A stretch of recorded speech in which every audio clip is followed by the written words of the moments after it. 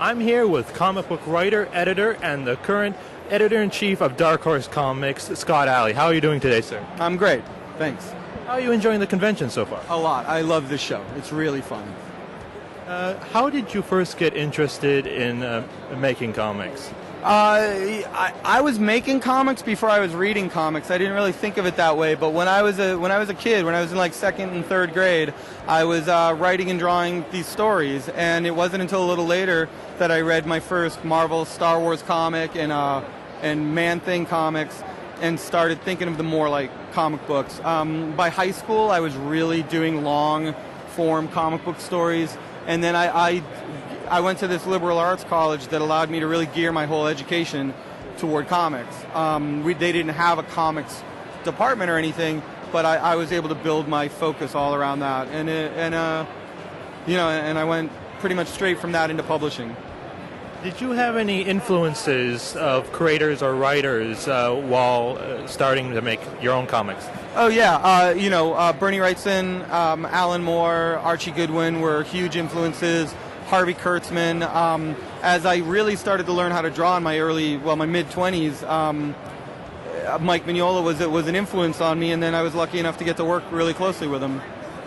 It's been about 7 months since you were initiated as editor-in-chief at Dark Horse Comics. How have you been settling into the role? It's been great. I really didn't think it would be much different than what I was already doing. But it's definitely been very intense. My involvement with my other editors in the department has just gotten a lot more involved, working with them on a daily basis to make sure that they're getting what they need and they're doing what they need to do. And the degree to which I'm collaborating with Mike Richardson, the guy who runs the company, my involvement with him has gotten a lot more intense, and that's been really rewarding and also just a lot of work. Has it been easy managing your editor-in-chief duties with your writing? No, it's been very difficult. I've written for Dark Horse for many years. I've done a little bit of writing here and there, but right now I'm writing a monthly series, and I've recently taken over as editor-in-chief, and I got married last year. So life is very full right now in the best way possible, and I just hope I live through it. Is there anything big you're looking to accomplish in your position? Yeah, just to do a better job of doing what we do. I think Dark Horse brings great art to the table. I think we do really wonderful character-driven adventure stories, which I think is the sweet spot for comics.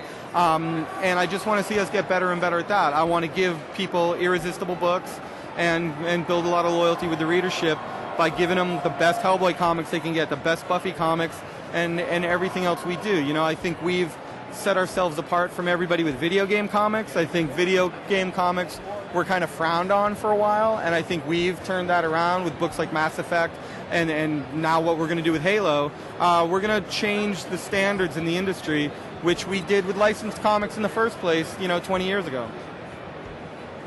You have 2 titles coming into a film adaptations this year with R.I.P.D.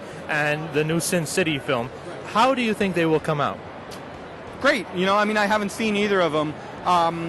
But yeah, we're really excited. R.I.P.D. I have seen more of. Mike, of course, Mike Richardson's seen all of it, and he's told me a lot about it. But from what little I've seen, R.I.P.D. looks great. I haven't seen anything from Sin City 2. But, if it's anything like the first one, people are going to be really excited. Can you tell us a little bit of what's coming from Dark Horse Comics in the near future? Sure. We recently announced, like I said, that we're going to be doing Halo comics, and we're really excited about that. That's going to be really big for us. Halo's one of the most important, most valuable video game properties in the world, so being able to build on the success we've had with some of these other things to take it to Halo is really, it's a great opportunity for us, and I think we're going to do a great job. One of the biggest announcements we've made recently is this adaptation of George Lucas's original Star Wars screenplay.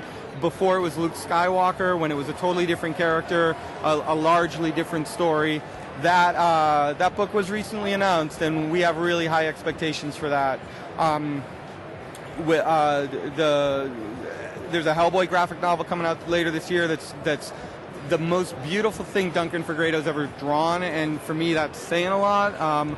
So I'm excited to have anything more coming out from Duncan, and this really classy hardcover graphic novel is great. A lot of my day lately has been taken up with preparing for Buffy Season 10. We're wrapping up Buffy Season 9. All the scripts are written and with the artists, but now it's time to lay the foundation for Season 10. We've had our writers' meeting where we've kind of worked out the broad strokes, and now we got to all get moving full tilt boogie, so there's as little a gap between Season 9 and Season 10 as we can manage. Well, thank you very much for talking with us, and I wish you a lot of success as editor-in-chief. Thank you.